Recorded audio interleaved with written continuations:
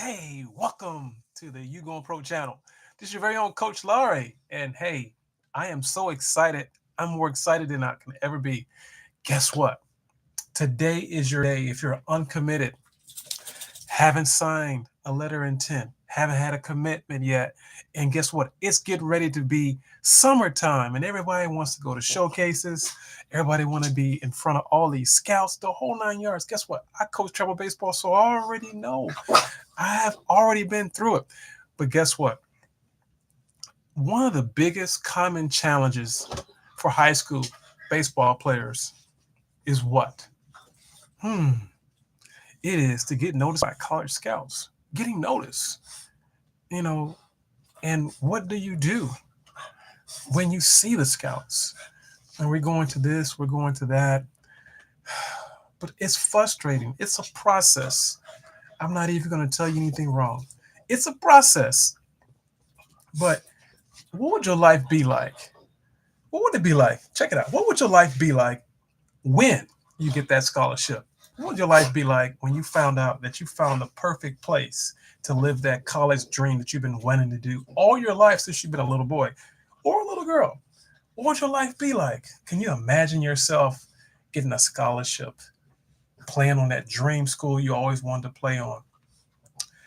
When you already had all these doubts all these years. You grew up, you were small, you grew up when you was little. I mean, you grew up when you were slow, you couldn't do this. You had all these doubts that you had all these years. Man, but guess what today is? I'm going to give you a tip that what scouts look for. Hey, you know, I've got quite a bit of experience, been coaching for over 10 years, played baseball in college as a walk-on, know what it's like when no one's giving you a scholarship, been on academic probation. I know what it's like.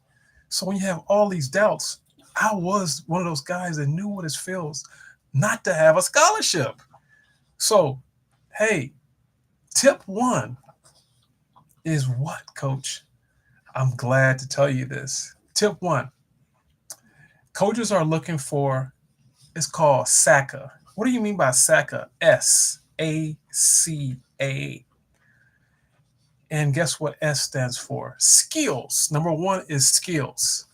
If you're going D1, D2, NAI, D3, whatever, you got to have some skills. And you better be one of the best players on your team or in your district. I didn't say you had the best batting average. I didn't say that you was a showboater. I said you had to have skills. What do you mean by that? Okay, what's your dominant skill? Are you a speedster? Do you steal bases? Do you run a 6.460? Do you run a 6.360? Do you run a 6.8? Okay. Other skill. Do you hit for power? And I'm not talking about hitting a few home runs. Do you hit for power? Are you a contact hitter? Do you get runs batted in? Do you get RBIs? Okay, here's another one. Are you a defensive threat? They must keep you in the game because you got great hands, eye coordination. Nothing gets by you. You make very, very few errors. Another skill. As a pitcher, you throw in the upper 90s, mid 90s, upper 80s. You got movement on your ball. You got 4 or 5 good pitches that work. You know how to work the count. You're not intimidated. Do you have a high strikeout versus balls? That's the skills. That's what the S stands for. Now, the next letter is A. Coach, what does A stand for? Oh, man, this is one. Attitude. How do you deal with failure? How do you deal when you're in a slump? What do you do when you're in a slump? Hmm. That's a big one. Attitude. Are you just happy when you're winning? Now, there's a difference between being competitive, but also I'm just giving you a tip. I'm giving you the tip that the coaches look for. Attitude. The next letter is C. What does C stand for, coach? Character. Character and attitude are like twins. They go together. This is something that you're not going to get when you go to a showcase or you go visit. I'm preparing you. I've been there. I've helped several guys go play college baseball. A few guys they're playing minor league baseball now. I've heard it all. I've talked to them all. Character. Hmm. What are you like? What are you like outside the game? Hmm. How do you treat your fellow non-baseball players? Are you nice? Are you friendly? I'm not asking you to be disingenuous. I'm asking you, are is your character up to par? Okay. How do you respond when you're playing a different position? When the coach says, I'm putting you in another position because I got another guy that I feel is a little bit better, even though he may not be better, but maybe coach is just trying to test you. Maybe you were a shortstop in high school, but now he wants to put you on third base. And for a whole year, how would you respond? Or are you a daddy's or mama's boy? You got to have your way. Hmm. Now, this happens on all levels: D1, D2, D3, JUCO. Hmm. Character. That's what the C stands for. The next one is what?